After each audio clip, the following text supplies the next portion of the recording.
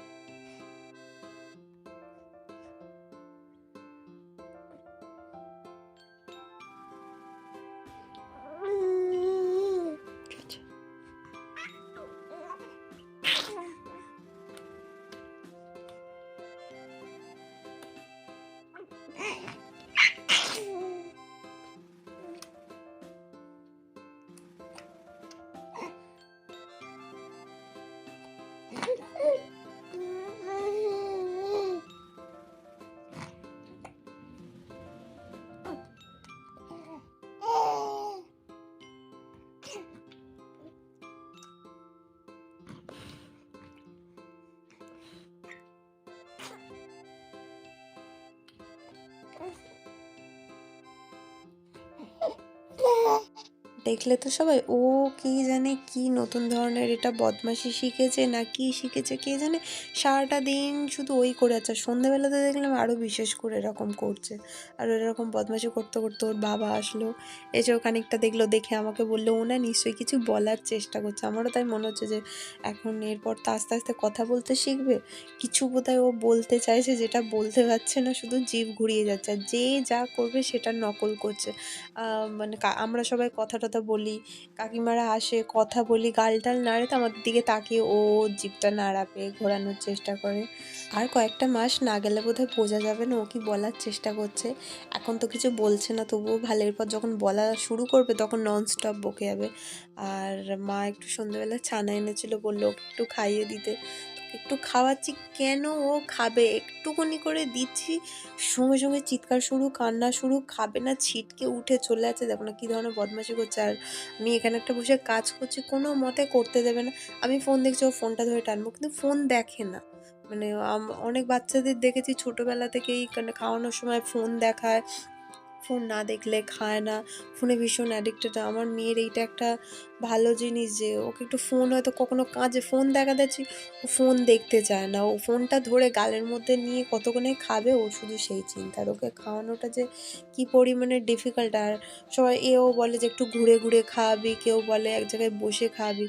আমার মাথার মধ্যে একটা জিনিসই চলে, আমি যদি ওকে ঘুরে এখন খাওয়ানোর অভ্যাস শুরু করিয়েছি, তাহলে ওকে সারা পাড়া ঘুরিয়ে, ঘুরিয়ে খাওয়াতে হবে। তার থেকে বাবা আমি এক জায়গায় বসে, বসে খাওয়াই সেটা ভালো। ওকে খাওয়ানোর সময় ওই আ ও ও যেহেতু নিজেকে ক্যামেরায় দেখতে ভীষণ ভালোবাসে। ক্যামেরায় কেন আয়নাতে হোক, ক্যামেরাতেও খুব দেখতে ভালোবাসে। আমার মনে হয় যে ও হয়তো ভাবে যে ক্যামেরার ওপারেও আরেকটা কোনো ছোট বাচ্চা রয়েছে ওর মতন। তা ওর সঙ্গে ওই একটু নেচে, নেচে ভাবভঙ্গিমা করে, করে ওকে করে, করে খাওয়াই। কারণ আমি ওকে ফোনের বা টিভির কোনো কিছুর অভ্যাস করাতে চাই না। আর পাড়া ঘুরে তো একদমই নয়। তো অনেকেই আমাকে বলে, "একটু ঘুরিয়ে, ঘুরিয়ে খাওয়াবি।" মানে বিশেষ করে আমার মা বলে সারাক্ষণ।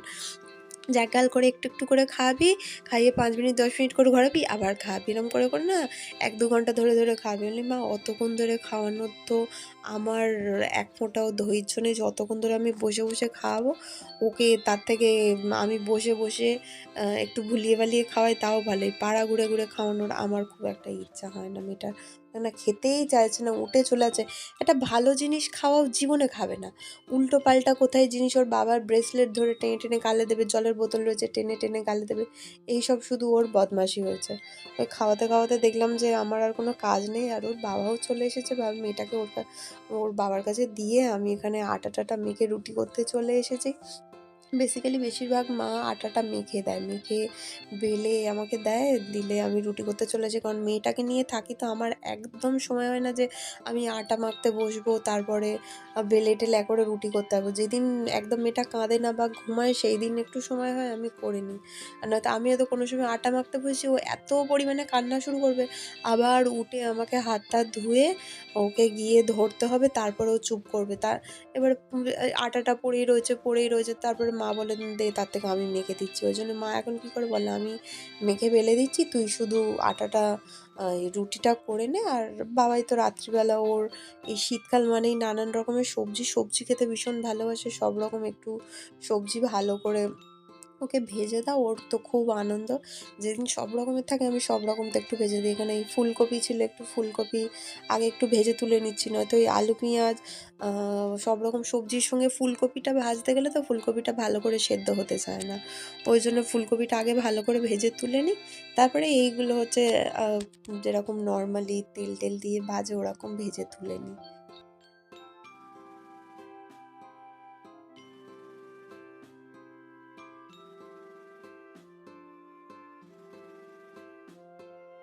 আর এই যে ভাজাটা আমাকে না অনেকেই পার্সোনালি ফোন করে জিজ্ঞাসা করেছে, "ভাই কোথা থেকে এই ভাজাটা শিখেছিস তুই?" আমি কোত্থাও থেকে শিখিনি। আমার বরের এইসব মানে খেতে ভীষণ ইচ্ছা করে। যখন আমাদের রেস্টুরেন্ট ছিল তখন ও এরকম নানান জিনিস ভেজে-টেজে নিয়ে আসতো। তার সঙ্গে এরকম ডিম দিয়ে নিয়ে আসতো। কি ভালো লাগতো খেতে। মানে দোকানে লাস্টে তো ভেজিটেবল চপ-টপ থাকতো তো ও নিজের জন্য তুলে রেখে দিত। রেখে দিয়ে ওগুলো ডিম দিয়ে, সেদ্ধ আলু দিয়ে কি সুন্দর ভেজে নিয়ে আসতো। এবার সবসময় তো আর দোকানে থাকে না, হয় না। ওইজন্য তারপরে বাড়িতেই এটা ইনভেন্ট করে আমার বর যে সব রকম সবজি দিয়ে ভাজবে, লাস্টে তেল দিয়ে একটু হালকা করে ডিম ভেজে নেবে, নিয়ে ওর মধ্যে দিয়ে দেবে, দেখবে ভালো খেতে হবে। তো তারপরে খেয়ে একদিন দেখলাম আমরা ভীষণ ভালো খেতে হয়েছিল। আমার তো রান্না করতে, করতে দেখলাম মহারানী ওর ঠামের কাছে বসে, বসে খেলা করছে। টিভি চলছে, টিভির দিকে তো একটু তাকাবে না। "বাবা একটু টিভি দেখ" বা কোনো কিছু কর না। ওর সাথে বক, বক করে যেতে হবে কনস্ট্যান্ট। তা ওর বাবা এসে ওর বাবার বাড়িতে একমাত্র কাজ হয় মা, মা, মা, মা করে ঢোকা, মানে ওর মেয়েকে মা, মা করে ডাকে। এবার ওর মেয়েকে নিয়ে পড়বে, ওর মেয়েকে নিয়েই ব্যস্ত হয়ে যাবে। আর ওর মেয়েকে ও নেবে আর ওর মেয়ে আমাকে দেখতে ব্যস্ত। এদিকে ওর বাবা যখন বাড়ি থাকবে না সারাদিন বা, বা, বা, বা, পা, পা এই করে বেড়ায়। আর ওর বাবা থাকলে তো তুই বাবা কর, বাবার কাছে যা তাহলে আমি একটু শান্তি পাই। না তখন কিন্তু যাবে না। তখন যত মায়ের কাছে যাবো, যাবো, যাবো এরকম একটা ভাব। মানে সারাদিন যদি বাচ্চা মায়ের কাছে এরকম চিপকে পড়ে থাকে সংসারে একটা কাজ করা যায়? একটা কাজকর্ম আমি আমার মেয়েটার জন্য করতে পারি না। ও এত পরিমাণে দুষ্টু তৈরি হয়েছে। সারাদিন আমাকে নিয়ে ওকে বসে থাকতে হবে, ঘুরতে হবে। আর এখানে ওর মুখটা কি কিউট দেখতে লাগছে, টুপিটা পরিয়ে দিয়েছি। মনে হচ্ছে একেবারে চটকে দিই আমার সোনাটাকে।